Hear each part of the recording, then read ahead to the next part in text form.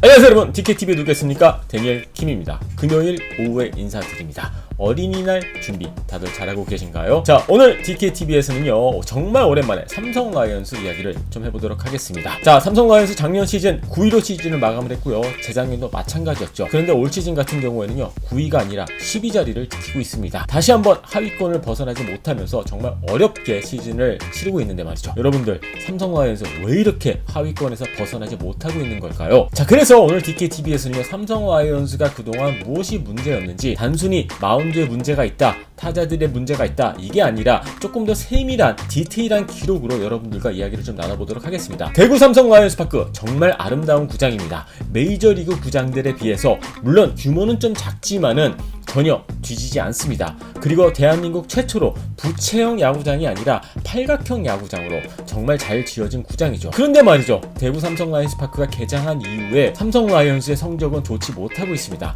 자, 결국에는 홈필드의 이점을 살리지 못하고 있지 않나, 저는 그렇게 생각이 들고요. 이거는 우연이 아니라 그만큼 삼성 라이온즈 구단이 준비가 되어 있지 않았기 때문에 이렇게 좋지 않은 결과로 이어지고 있다라고 저는 그런 결론을 내렸거든요. 대구 삼성 라이온즈 파크 좌우 펜스 상당히 가까운 거 알고 계시죠? 자, 그렇기 때문에 대구 삼성 라이온즈 파크에서 좋은 기록을 내려면은요 타자들은 뜬공을 쳐야 되고요, 그리고 투수들은 땅볼 유도율이 좋아야 됩니다. 자, 그런데 삼성 라이온즈의 현실은 어떨까요? 올 시즌 삼성 라이온즈 투수들의 땅볼 유도율은요 10개 구단 중 가장 낮은 수치를 기록을 하고 있습니다. 자, 그렇다면요 삼성 라이온즈 타자들의 기록은 어떨까요? 땅볼과 뜬공 비율을 확인을 했었을 때 10개 구단 중 9위를 차지하고 있습니다. 자, 결국 어떤 결론을 내릴 수가 있을까요? 투수들은 정말 많은 뜬공을 허용을 하고 있고요, 삼성 라이온즈 타자들은 뜬공보다는 땅볼을 계속 치고 있습니다. 대구 삼성 라이온즈 파크의 이점을 전혀 살리지 못하고 있는 투수 쪽의 기록과 타자 쪽의 기록이 아닌가, 저는 그렇게 생각이 들거든요. 그런데 말이죠, 한 가지 재밌는 게 삼성 라이온즈와 정반대의 행보를 이어가고 있는 팀이 있습니다. 바로 SK 와이번스인데요.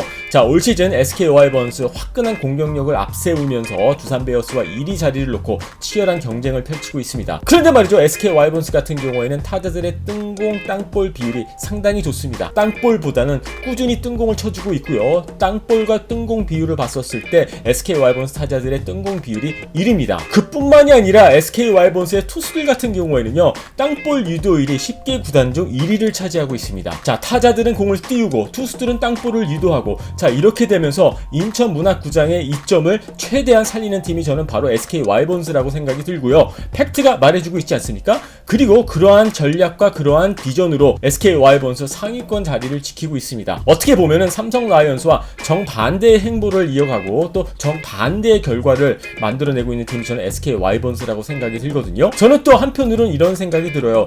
이러한 기록들이 나오는 이유는요, 자, 그만큼 SK 와이번스가 준비를 했고 거기에 대한 전략이 있었기 때문에, 즉 우연이 아니라는 겁니다. 4년 전 5년 전 대구 삼성 라이온즈 파크의 설계 도면지가 나오는 순간 삼성 라이온즈가 조금 더 비전과 전략이 있었더라면은 타자들은 무조건 공을 띄워야 하고 그리고 투수들은 땅볼을 유도해야 한다라는 그러한 전략이 나왔어야 되지 않나, 그렇게 생각이 들고요. 지금 이 시점에서 결과만 놓고 봤었을 때 그러한 준비와 전략이 저는 전혀 없었다라고 그렇게 결론을 내렸습니다. 2017년 시즌 원정팀 선수들이 대구 삼성 라이온즈 파크에서 총 118개의 홈런을 기록했고요, 정반대로 삼성 라이온즈 타자들은 대구 삼성 라이온즈 파크에서 77개의 홈런밖에 기록하지 못했습니다. 자, 이러한 공식이라면요 이길 수가 없습니다. 그뿐만이 아니라 삼성 라이온즈 타자들 같은 경우에는요 당겨치는 스윙보다는 밀어치는 스윙을 상당히 많이 하고 있습니다. 물론 밀어치는 게 무조건 나쁘지는 않습니다.